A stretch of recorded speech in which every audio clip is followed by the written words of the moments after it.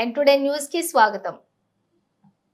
కదిరి పట్టణంలోని సైదాపురం పొలంలో survey number 245 1B 6 ఎకరాల 46 సెంట్ల పైకి 2 ఎకరాల 87 సెంట్ల వ్యవసాయ భూమి నాది అని 2019 సంవత్సరంలో తలుపుల గంగాధర్ జయరాములు ఇద్దరికి 1,15,00,000కు బేరం చేసి అందులో 20 లక్షల రూపాయల నగదు 10 లక్షల రూపాయల గ్రామీణ బ్యాంకు చెక్కు ద్వారా తీసుకోవడం జరిగింది.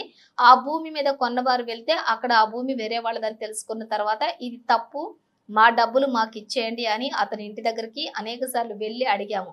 అయినప్పటికీ ఆయన రామస్వామి నాయుడు రేపు మాపు అని స్పందించకపోవడం వల్ల వారిని మధ్యతరగతి కుటుంబాలను బెదిరిస్తూ అనేక సార్లు మంచోళ్ళని పెట్టి బెదిరించడం జరిగింది. ఇక భయభ్రాంతులకు కూడా గురి చేయడం జరిగింది. అయితే ఈ భూమి నిన్నటి రోజున సాయంత్రం డబ్బులు అడిగినందుకు రామస్వామి నాయుడు మరో న్యాయవాదిని పెద్ద మనిషిగా వరప్రసాద్ని ఇంటికి రమ్మని మాపైనే దౌర్జన్యం చేసి మాపైనే పోలీస్ స్టేషన్ కు వెళ్లి కేసు పెట్టడం జరిగింది. నాకు చట్టం విలువ తెలుసు, మిమ్మల్ని ఏమైనా చేస్తానని బెదిరిస్తూ కేసు పెట్టడం జరిగింది. ఫోన్ చేసినందుకు నువ్వు రావయ్యా నేను ఆఫీస్లో ఉన్నాను అని చెప్పేసి ఆఫీస్కి పిలిపించుకొని ఆ ఇంటికాడ దగ్గర మాట్లాడదామని చెప్పేసి పిలిపించుకొని ఆయన సమక్షంలో కూర్చొని ఈయనే దుర్భాషలాడి ఆయన పైన ర్యాష్గా మాట్లాడి ఈయనే దౌర్జన్యం చేసి ఆయనకి బెదిరించడము ఇది ఎంతవరకు న్యాయం అని చెప్పేసి నేను ఈ పత్రికాముఖంగా ఆయనకి నేను కోరుతున్నాను. మీరు పెద్దలు న్యాయవాదులు ఇట్లా లక్షల డబ్బులు తీసుకొని మీరే మీ పేరు మీద లేని భూమిని మీరు అమ్మడానికి ముందుకొచ్చి ఇట్లా మీరు తప్పు చేసింది కాక తిరిగి మీరు మా నాయకుడు గంగాధర్ అన్న పైన మీరు దౌర్జన్యం చేయడం, దుర్భాషలాడడం, తర్వాత ఆయన పైన కేసు పెట్టడం మీకు ఎంతవరకు భావ్యం అని చెప్పేసి మైనార్టీ మోర్చా రాష్ట్ర కార్యదర్శిగా ఈరోజు మేము మా మిత్ర బృందం తరపు నుంచి మీకు నేను ప్రశ్నిస్తున్నాను. ఇది చాలా అన్యాయం కదండి.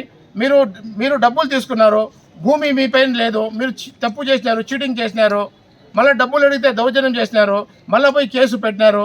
ఇప్పుడు మా నాయకుడు రాజకీయంగా ఎదుగుతున్నాడని చెప్పేసి ఒక మినిస్ట్రీ ఆఫ్ రైల్వే మెంబర్ హోదాలో ఉన్నటువంటి వ్యక్తికి ఈరోజు రాష్ట్ర స్థాయి వ్యక్తికి ప్రతి జిల్లాలో రాష్ట్రంలోనూ ఆయనకు మంచి పేరు ఉంది, ఆయనకు మంచి అనుచర గణం ఉంది, ఆయనకు మంచి బృందం ఉంది. ఆయన కోసం ఏమైనా చేయడానికి సరే మంచి మిత్ర బృందం, యువ బృందం అంతా కలిసికట్టుగా ఉన్నారు. అలాంటి వ్యక్తికి మీరు ఇట్లా దౌర్జన్యం చేయడం, కేసు పెట్టడం, ఆయన మర్యాదను దిగజార్చాలని చెప్పేసి ఉద్దేశపూర్వకంగా చేసినారా, లేదా మీ పైన భూమి లేదని ఇప్పుడు ఎట్లా తిరిగి నేను డబ్బులు కట్టాలే, నేను డబ్బులు కట్టబడి ఆడ డబ్బులు ఇవ్వాల్సిందో, వడ్డీ ఆడ కట్టబడుతుందో, లేదా అసలే ఎగరగొట్టాలని చెప్పేసి మీరు ఇటువంటి కుట్రను చేస్తున్నారా అని చెప్పేసి నేను ఈ పత్రికాముఖంగా మిమ్మల్ని ప్రశ్నిస్తున్నాను. అన్నగారు, రామస్వామి అన్నగారు, దయచేసి వివాదాన్ని పెద్దది చేసుకోవద్దండి. దయచేసి మేమందరము మీకు పరిచయస్తులమే. మీరు కూర్చొని పెద్ద మనుషుల సమక్షంలో న్యాయ అన్యాయాలు 10 మందికి న్యాయం చేసే గుణం ఉన్న వ్యక్తి, ఉన్నత చదువులు చదువుకున్న వ్యక్తి మీరు 10 మందికి న్యాయం చెప్పే వ్యక్తి. మిమ్మల్ని చూసి ఇంకా 10 మంది చెడిపోకుండా మీరు దయచేసి న్యాయం చేయాలని చెప్పేసి నేను మీకు చేతులు జోడించి నమస్కరించి మా మిత్ర బృందం తరపు నుంచి ప్రాధాయపడుతున్నాము. దయచేసి భారతీయ జనతా పార్టీ తరపు నుంచి ఇంకోసారి మీకు విన్నవించుకుంటున్నాము. దయచేసి దీనిపైన మీరు మా తలుపుల గంగాధర్, మా నాయకుడు తలుపుల గంగాధర్ గారికి మీరు దయచేసి న్యాయం చేయాలని చెప్పేసి మరొక మారి మిమ్మల్ని సవినయంగా కోరుకుంటున్నాము.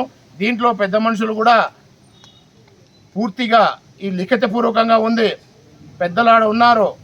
న్యాయ అన్యాయాలు ఏం జరిగింది ఏం లేదనేది క్షుణ్ణంగా పరిశీలించి దయచేసి మీరు మా తలుపుల గంగాధర్ అన్న గారికి న్యాయం చేయవలసిందిగా నేను ఈ పత్రికాముఖంగా తెలియజేసుకుంటూ ఈ అవకాశం ఇచ్చిన మీకు ధన్యవాదాలు, నమస్కారాలు. భారత్ మాతాకి జై.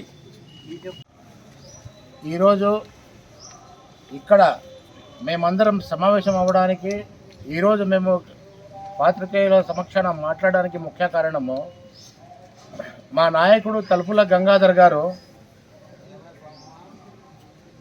1,15,00,000 రూపాయల అగ్రిమెంట్ భూ లావాదేవీ అంటే బొగ్గాటి రామస్వామి గారు అంటే న్యాయవాది, మన కదిరి ప్రముఖ న్యాయవాది బొగ్గాటి రామస్వామి గారి దగ్గర నుంచి భూమి కొనుగోలు విషయంలో ఆయన దగ్గర 1,15,00,000కి ఒక అగ్రిమెంటు వేసుకోవడం జరిగింది. ఆ అగ్రిమెంట్కి గాను ఎప్పుడు జూలై 2019 అంటే దాదాపు 5 సంవత్సరాలు గావిస్తూ ఉంది.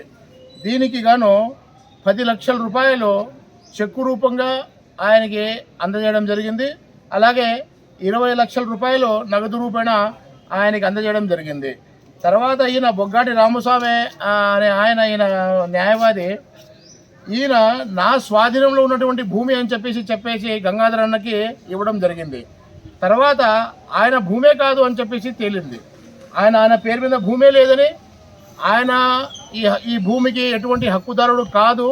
అయినా కానీ 30 లక్షల రూపాయలు డబ్బులు తీసుకొని మా నాయకుడు గంగాధర్ అన్న దగ్గర ఆయన ఈ చీటింగ్ చేయడం జరిగింది. పోనీలేండి, ఒకే ఊర్లో ఉన్నాము, స్నేహంగా ఉన్నాము అని చెప్పేసి మా గంగాధర్ అన్న ఇన్ని రోజులుగా సౌమ్యంగా ఉంటూ, అన్న ఇది చేయడం ఇట్లా తప్పు, మీరు మా దగ్గర ఇంత డబ్బు తీసుకొని ఇన్ని సంవత్సరాలు ఇట్లా మమ్మల్ని తిప్పుకోవడం చాలా అన్యాయము. నేను ఇల్లు కట్టుకుంటున్నాను, తర్వాత నాకేందో సాధక బాధకాలు ఉన్నాయి, నేను వడ్డీకి తెచ్చాను డబ్బులు, నేను ఇచ్చిన డబ్బులు దయచేసి నాకు వెనక్కి ఇవ్వండి అని చెప్పేసి ఆయన ఫోన్ల మీద ఫోన్లు చేసి అడుగుతూ ఉంటే ఆయన చెవిన వేసుకోకపోగా కాలయాపన చేస్తూ ఈ రోజు వరకు తీసుకుని వచ్చినాడు.